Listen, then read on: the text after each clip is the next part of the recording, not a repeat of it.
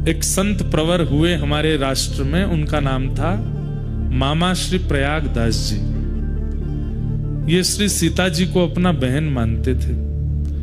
इनकी कोई बहन नहीं थी। बाल्यकाल में इनका एक मित्र एक दिन कहीं जा रहा था।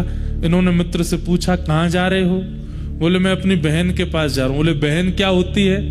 बोले कि मैं एक ही माता पिता के एक मैं पुत्र हूं, एक मेरी बहन भी है। अच्छा, तो मेरी बहन कौन है? बोले, अपने माता पिता से पूछो।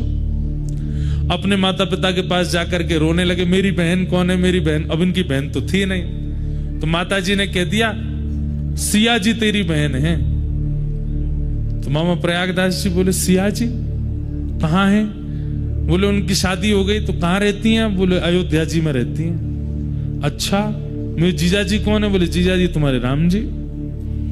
इतना अखंड विश्वास कर लिया इस बात पर, अब तो मां के पीछे पड़ गए, मैं बहन के घर जाऊंगा। तो बोले, चला जा अयोध्या। बोले, बहन के घर खाली हाथ नहीं जाते, खीर बना के दो। मैया से खीर बनवा के ले गए और अयोध्या में जाकर के सबसे ये नहीं पूछे सिया जी कहाँ हैं? बोले, मेरी बहन कहाँ है? अब सब लोग बोले, तुम्हारी बहन हमको क्या पता कहाँ है? कोई नाम पता है? वो नाम पता तो नहीं, बस बहन का नाम, जीजा जी का नाम पता। बोले, क्या नाम है? बोले, बहन है सीता जी, जीजा जी है राम जी। संत जनों के नेत्र सजल हो जाते। वाह, अच्छा तुम्हारी बहन है? बोले, हाँ। मेरी माँ ने कहा उनका ब्याह हो गया, मेरे को याद ही नहीं वो कैसी दिखती हैं, मैं देखने आया हूं उनको।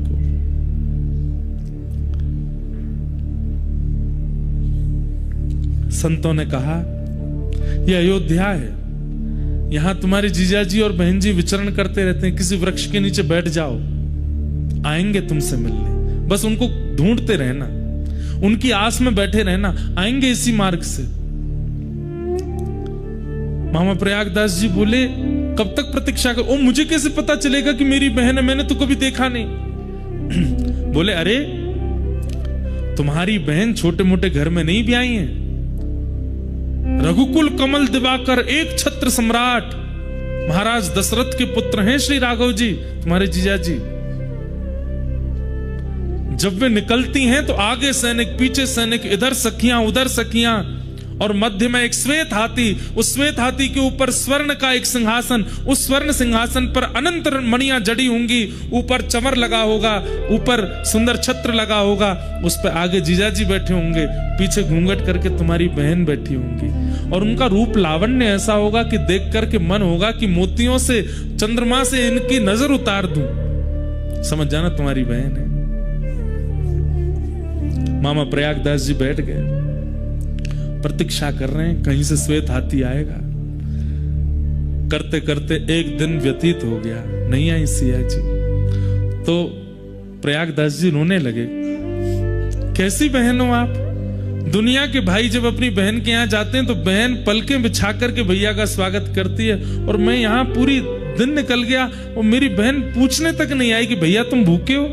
माँ ने खीर बना के भेजी, खीर भी ठंडी हो गई। कैसी बहन हो आप? करके जैसे रोने लगे, इतने में देखा नगाड़े बजने लगे, बड़ी बड़ी बाजे बजने लगे, सैनिक सब ढोल नगाड़े बजाते हुए आ रहे हैं, सावधान कर रहे हैं सबको। इतने में ही असंख्य हाथी और सुंदर सुंदर हाथियों पर चमड़ उड़ाए जा रहे हैं। 2 हाथी आगे, 2 हाथी पीछे, और बीच में एक श्वेत हाथी, और उस श्वेत हाथी के ऊपर सुंदर स्वर्ण का सिंहासन, और आगे रघुकुल कमल दिवाकर श्री राघव जी मंद मंद नेत्रों से इधर उधर देखते हुए, और पीछे घूंघट करे श्री सिया जी बैठी। अब तो मामा प्रयागदास जी चिल्लाने लगे, बहन जी रुक जाओ, जीजा जी नेक रुक जाओ, अरे मैं आपका साला आया हूं। राम जी ने तुरंत महावत से कहा, रोको, अभी की सत्य घटना। हाथी को नीचे बैठाओ। नीचे बैठा है, सिया जी उतर करके आए, और उतर करके आकर के देखा, नेत्र सजल हो गए सिया जी के, लिपट गए मामा प्रयागदास जी। बहन जी आपने मेरी सुध नहीं ली, मैंने पहली बार देखा आपको, माँ ने बताया आप बहुत सुंदर हैं, और देखिए ना आप सुंदर ही हो। सिया जी ने खीर पाई, खूब सुंदर लड्डू पवाए, और उसके बाद जब जब उनकी इच्छा होती तब तब सीता जी ने कह दिया, जब इच्छा करोगे बस याद कर लेना, हम दोनों आ जाएंगे। जब जब उन्होंने इच्छा प्रकट की तब तब आकर के राम जी ने उनको दर्शन दिया। तो एक बार की बात, कथा सुन रहे थे, तो कथा में व्यास जी ने वन गमन का प्रसंग सुना दिया। उन्होंने वो पहली बार ही सुना था। और वन गमन में उन्होंने जब बताया कि कैकेयी महारानी ने जाकर के दशरथ जी से 2 वरदान मांगे, और एक वरदान में कहा कि भरत को राज्य गद्दी, दूसरे में कहा राम को वनवास। ये सुनते ही प्रयागदास जी रोने लगे, नहीं मेरे जीजा जी वन में नहीं जाएंगे। लेकिन व्यास जी तो सुनाते जाए, चुपचाप बेचारे सुनते गए। और जैसे ही प्रसंग आया कि सीता जी के पास गए और सिया जी से जाके कहा कि तुम यहीं रह करके पूरे कुल की रक्षा करना, सेवा करना। और सीता जी कहने लगी नहीं नहीं मैं तो आपके संग चलूंगी। सीता जी कहने लगी मैं आपके संग चलूंगी। तो प्रयागदास जी तो इतने फूट फूट के रोए। और जैसे ही सुना कि रथ में आरूढ़ होकर के राम जी और सिया जी अयोध्या छोड़ के वन चले गए, मूर्छित हो गए वहीं पे। हाँ नाथ, हाँ नाथ, हाँ नाथ, हाँ नाथ कहते कहते रोने लगे। लोग बाग सब में हड़कंप मच गया, सब श्रोताजन उठ गए, अरे व्यास जी कोई बेहोश हो गया। बोले पानी डालो। जैसे तैसे होश में आए, आंखें लाल और नेत्रों से अविरल अश्रुधार, पूरा शरीर कांप रहा है। दौड़ करके व्यास जी के पास गए, बोले मेरे भैया और मेरी बहन और मेरे जीजा जी कौन से वन में गए थे? बोले चित्रकूट के वन में गए। उसी समय दौड़ करके अपने घर गए और घर जाकर के, सुनिएगा, घर जाकर के खटिया ली, खटिया के साथ रजाई ली। बोले कि जंगल में सोते होंगे, उनको ओढ़ने को नहीं मिलता होगा, लेटने के लिए खटिया नहीं मिलती होगी। खटिया ली, रजाई ली, अचार का डिब्बा लिया, खाते होंगे क्या मिलता होगा उनको, बढ़िया सुंदर सुंदर सामग्री जो जो वन में होनी चाहिए एक व्यक्ति की जरूरत के लिए सब इकट्ठी कर ली। और खटिया के ऊपर डाल करके सारा सामान पूरा धर के, कपड़े लत्ता आदि, वस्त्र सौल आदि, बहन के लिए सुंदर पादुका, जीजा जी के लिए सुंदर पादुका, सब सामग्री लेकर के और सिर पर धारण करके चल दिए चित्रकूट। और रोते जा रहे रास्ते पर। चित्रकूट के वन में पहुंच गए और वन में जाकर के सब रख दिया। और उनको तो वरदान था कि जब स्मरण करोगे आ जाएंगे।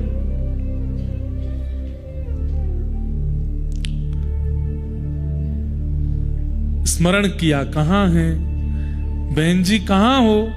हे सीता बहिना कहां हो? हे राघव जीजा जी कहां हो? हे हमारे पहुना आप कहां हो? ऐसे चीख चीख के पुकारने लगे। इतने में ही सीता जी बोली, अरे देखो प्रयागदास जी ने कहीं से हमारा वनवास सुन लिया है, अभी जाके वन में ढूंढ रहे हैं। सीता जी इतने में प्रकट हो गई, राम जी प्रकट हो गए, तुरंत चरणों में लिपट गए। बोले कि अरे आप तो कृपा करो, आप वन में क्या कर रहे हैं, आप वन में क्यों घूम रहे हैं? सिया जी बोली नहीं नहीं नहीं, वो 14 वर्ष का वनवास हुआ था, पर 14 मिनट ही हम लोग वन में रहे, उसके बाद दशरथ जी हमको वापस ले आए और फिर जनक जी भी ले आए और सब ला करके हमको राजमहल में बिठा दिया। अब वनवास नहीं है, वो तो हो गया पूरा। 14 मिनट के लिए गए थे भैया, कर करा के आ गए वापस, आप चिंता मत करो बिल्कुल भी। प्रयागदास जी बोले मैं तो आपके लिए खटिया लेके आया, रजाई लेके आया, सब सामान लेकर के आया कि आप कहीं वन में होंगे आपको कष्ट नहीं हो। वो नहीं नहीं, हमारा तो वनवास पूरा हो गया, अब आप प्रेम से खटिया लाए हो, इस पर पड़ जाओ, प्रेम से आनंद करो, कोई चिंता की बात नहीं है, हम राजभवन में सुख ले रही हैं। बस ये सुनते ही प्रयागदास जी नाचने लगे। बोले मेरी बहन सुख में है ना, कोई कष्ट तो नहीं? राम जी को बोले बिल्कुल कष्ट नहीं देना इनको। राम जी बोले बिल्कुल नहीं देंगे, चिंता मत करो। महाराज एक पेड़ के नीचे खटिया बिछा ली। उसी दिन जब ये सुन लिया कि सिया जी सुखी हैं, उस दिन के बाद अपनी अंतिम श्वास तक प्रयागदास जी ने भजन ही नहीं किया, पड़े रहते बस। कोई आगे कहता भजन कर लो, बोले क्या करना, हमारी बहन सुखी है, अब क्यों भजन करना? बहन को कष्ट होता, किसी प्रकार की कोई पीड़ा होती तो उसके लिए भजन करते। हमारी बहन तो आगे बता के गई बहुत प्रसन्न है, वो तो कनक भवन में विराजती हैं, आनंद से रहती हैं। पेड़ के नीचे खाट बिछी है, खाट के नीचे सरवा, प्रयागदास अलमस्ता सोवे, राम लला को सरवा। हम तो अलमस्त आनंद ले रहे हैं, यहाँ पे सुख ले रहे हैं, हमको कुछ करने की आवश्यकता नहीं। ये महाभागवत है। हम यहाँ आपको कितना व्रज से ठाकुर जी छोड़ के चले गए, कितनी कथा सुना देते, कुछ होता है? कुछ नहीं होता। यशोदा मैया व्याकुल हो गई, लाला मत जावे, हमें छोड़ के मत जावे। हम लोग सुन के रो जाएंगे, इससे ज्यादा कुछ नहीं होगा। पर प्रयागदास जी तो व्याकुल हो गए। ये स्थिति किसकी हो सकती है? ये महाभागवत की हो सकती है। और महाभागवत कौन? जो हरि को स्मरण करे, नहीं, जिसका सुमिरन हरि करे, वो महाभागवत। और उनकी स्थिति क्या बताई गई यहां पर? नयस्य स्व पर इति, जो अपने पराये का भेद नहीं रखता। सब ठाकुर जी का है, सब स्थिति ठाकुर जी की है, सब भाव ठाकुर जी के हैं, सब कथा ठाकुर जी की है। ऐसे महाभागवत हैं कौन? श्री उद्धव जी महाराज। वो उद्धव यहां पर विराजमान है। महाभागवतों के लक्षण, ऐसे महाभागवत हैं श्री उद्धव जी। तो ऐसे उद्धव जी को भगवान ने बद्रिकाश्रम भेजा है। अब यदुवंशियों को शाप लग चुका है। यहां से कथा सुनिए। हम थोड़ा सा उद्धव कृष्ण संवाद में प्रवेश करके फिर आज के प्रसंग को विराम देंगे। यदुवंशियों को शाप लग चुका है। और आपको जानकर के आश्चर्य होगा कि यदुवंशियों को शाप किस दिन लगा?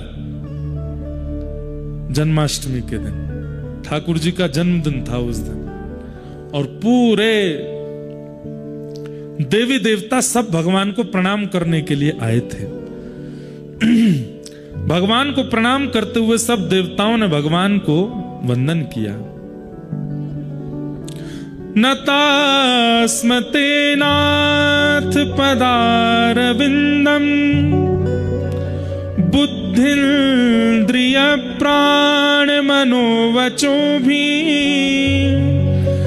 यद्यत्यतेऽन्तर्हृदि भावयुक्ते मुमुक्षुभिः कर्मयोरुपपाशात्। देवताओं ने आकर के भगवान को प्रणाम किया।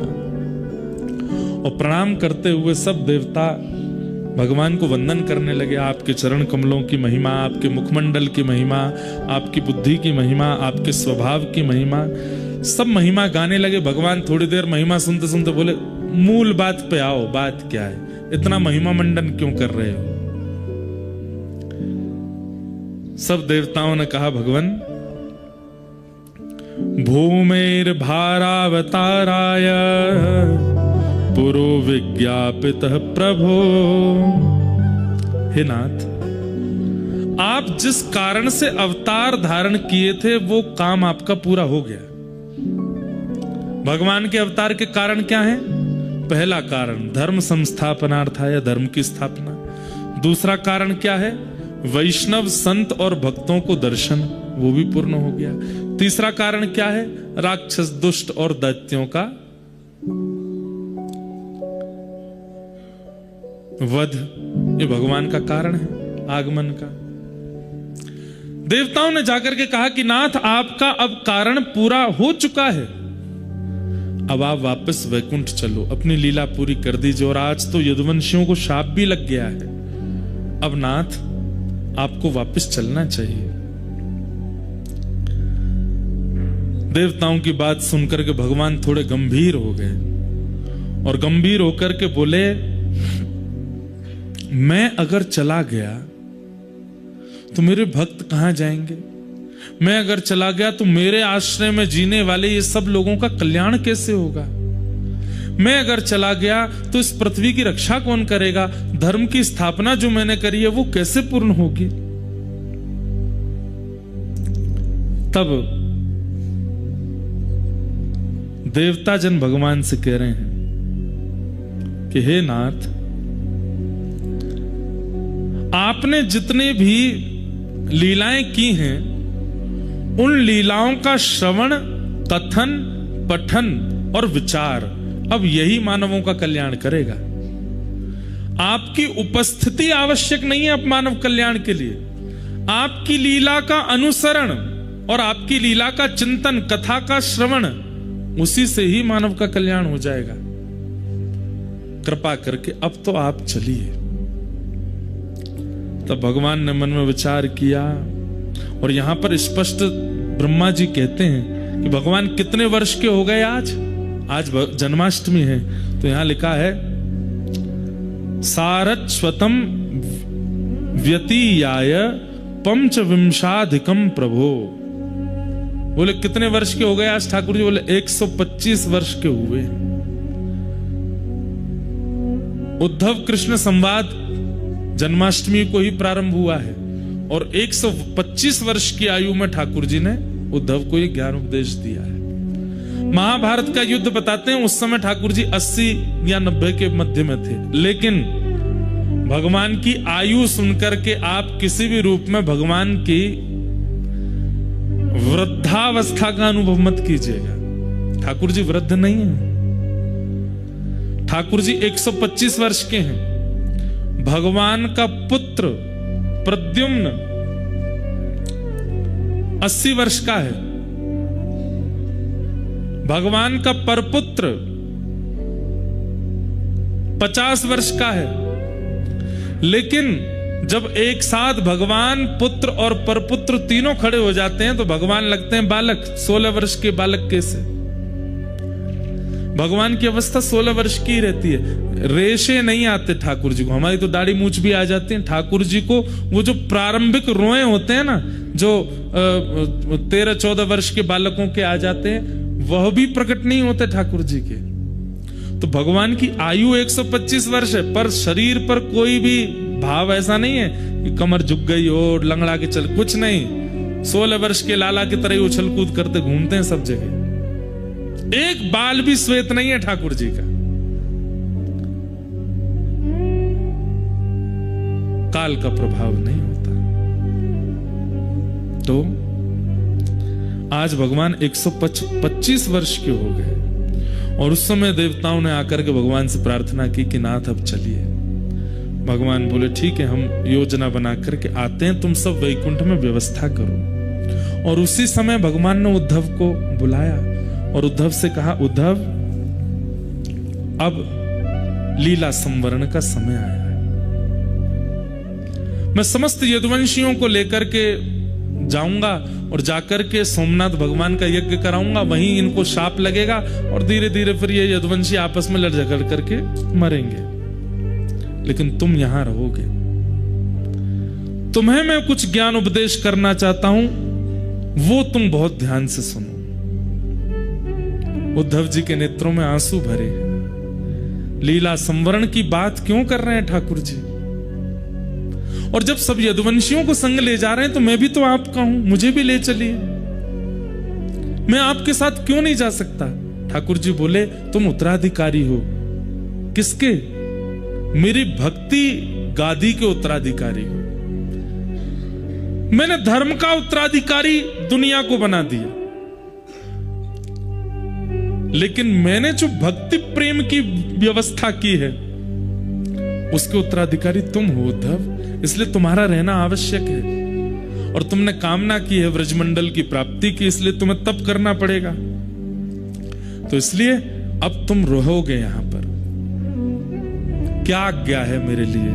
तब भगवान प्रथम आज्ञा देते हैं। ध्यान से सुनो, भगवान कह रहे हैं, तम तु सर्व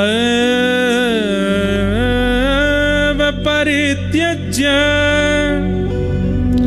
स्नेहं स्वजन बंधुषु मय्या विषय मन सम्य समुद्रेग विचरस्वगा। क्या करो? तम तो सर्वम परित्यज्य, अब तुम सब छोड़ दो।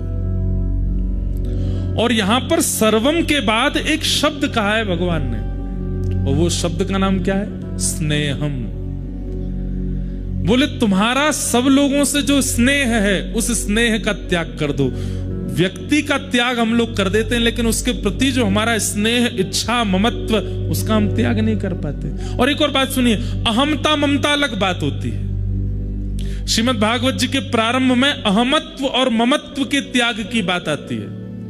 लेकिन आज ठाकुर जी ने भागवत जी के विश्राम में एक शब्द और कहा है, क्या? स्नेहम परित्यज्य। सब लोगों को छोड़ना बड़ी बात नहीं है। अब आप छोड़ छाड़ करके बद्रीनाथ आ गए, पर चिंता लगी भैया घर में क्या हो रहा होगा, वो क्या कर रहे होंगे, वो कैसे कर रहे होंगे, अब क्या हो रहा होगा, कहीं ऐसे खराब तो नहीं कर दिया होगा। फिर फोन लगा, अब तो नेटवर्क आने लगे।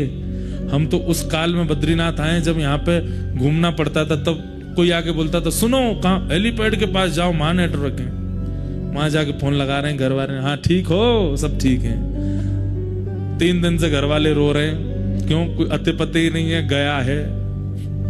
3 दिन बाद फोन लगा तो पता चली कि हाँ ठीक है, जीवित है।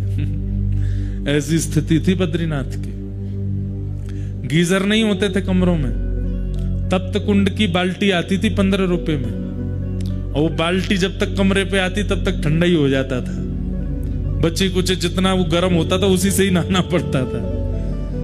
कई बार तो बेचारे कोई स्नान करने के लिए गए, उनको पता चली कि तप्त कुंड का पानी, और सोचा गर्म ही होगा, मग्गा डाल के जैसे ही डाला भीतर से ही चीख निकली महाराज। वो सब स्थिति भी देखी है। चाय बनी, बन के कमरे में आई है, तब तक तो वो शरबत हो चुकी है। ऐसा बद्रीनाथ भी रहा है। गीजर नहीं होते थे, फोन के नेटवर्क नहीं होते, इंटरनेट तो चलता ही नहीं था। 2022 तक भी नहीं चलता था इंटरनेट। अब तो सब सुविधाएं हो गई यहां पे। पर हम सब छोड़ के आ जाते हैं, पर हमारा स्नेह नहीं छूटता। ठाकुर जी कहते हैं, उद्धव अब तुम स्नेह का त्याग करो। स्वजन बंधिशु, तुम्हारे जितने भी स्वजन हैं, जितने भी बंधुजन हैं, जितने भी प्रियजन हैं, इन सब से अब तुम स्नेह का परित्याग कर दो। क्योंकि जब तक ये स्नेह इस चित्त में रहेगा, भले शरीर से तुमने किसी का भी त्याग कर दिया हो, मेरी प्राप्ति नहीं हो पाएगी। क्योंकि मेरी प्राप्ति देह से नहीं, स्नेह से ही होती है, और वो स्नेह अभी भी तुम्हारा उनमें है, तो मैं कैसे मिलूंगा? इसलिए तुम स्नेह का परित्याग करो।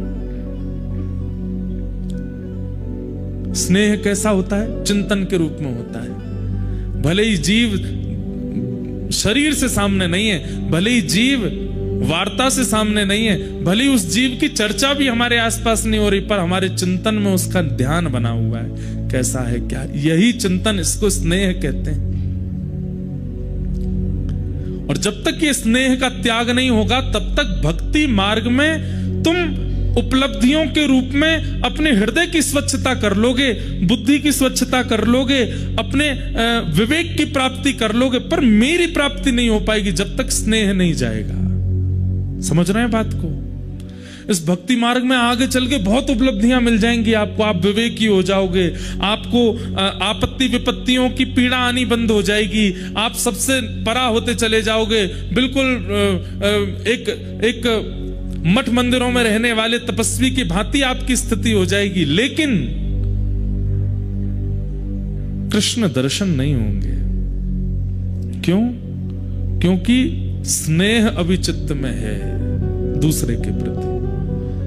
ठाकुर जी कहते हैं, उद्धव क्यों 1000 वर्ष लग जाते हैं तप करने के बाद मेरे दर्शन में? किसी को 1000 वर्ष, किसी को 500 वर्ष, किसी को 100 वर्ष, इतना समय क्यों लगता है? बोले इन अवधियों में तप कितना कर रहा है ये नहीं देखता मैं ये देखता हूं तप से स्नेह कितना खत्म कर रहा है दूसरों से। और जैसे ही वो स्नेह शून्य होगा और मेरे दर्शन की लालसा उसके चित्त में प्रकट होगी, मैं प्रकट हो जाऊंगा। उद्धव बोला, योगेश, यहां से अब उद्धव कृष्ण संवाद प्रारंभ हो चुका है। बस प्रथम भाव कह के हम आज की कथा को विराम करेंगे। उद्धव जी महाराज कह रहे हैं, भगवान ने आज्ञा करी है कि स्नेह का परित्याग करो। और किससे? स्वजन बंधुषु, अपनों से और बंधुजनों से। और अब यहां उद्धव कह रहे हैं, योगेश योग विन्यास योगात्मन योग संभव निःश्रेयसाय मे प्रोक्तस् त्याग संन्यास लक्षण त्यागोऽयं दुष्करो भूमन् कामानां विषयात्मभिः सुतरां त्वयि सर्वात्मन् भक्तैरिति मे मति। हे नाथ, योगेशः योग विन्यासः योगात्मा योग संभव। हे योगियों के अधीश्वर, मुझे सन्यास के लक्षण बताइए। आपने कह तो दिया कि स्नेह का परित्याग कर दो, पर यह बहुत कठिन है। त्यागोयम दुष्करो भूमन, त्याग करना बहुत कठिन है संसारी जीव के लिए। भूमन कामानाम विषयात्म भी, इतनी विषय हमारे चिंतन में चलते रहते हैं, उनका त्याग कैसे करें? कहीं ना कहीं किसी ना किसी रूप से उसका चिंतन बन ही जाएगा। कैसे त्याग होगा नाथ? कृपा करके एक सन्यास लक्षण मुझे बताइए, मैं कैसे कर सकता हूं? और आपने जो मुझे आज्ञा की है कि स्नेह का परित्याग करो, आपने ये नहीं कहा कि स्वजनों का त्याग कर दो। आप कह रहे हो स्नेह का मतलब स्वजनों के बीच में रहना पड़ेगा। बोले हाँ।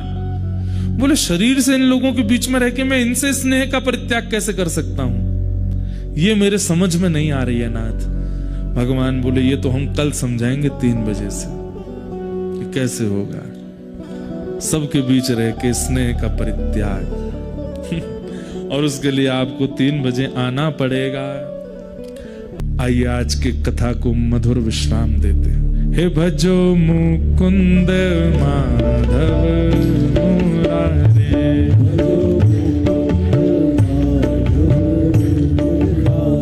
हे भजो मुकुंद माधव मुरारे,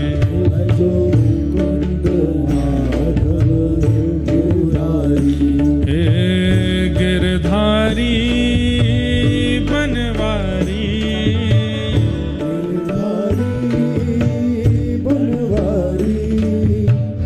गिरधारी प्यारो बनवारी,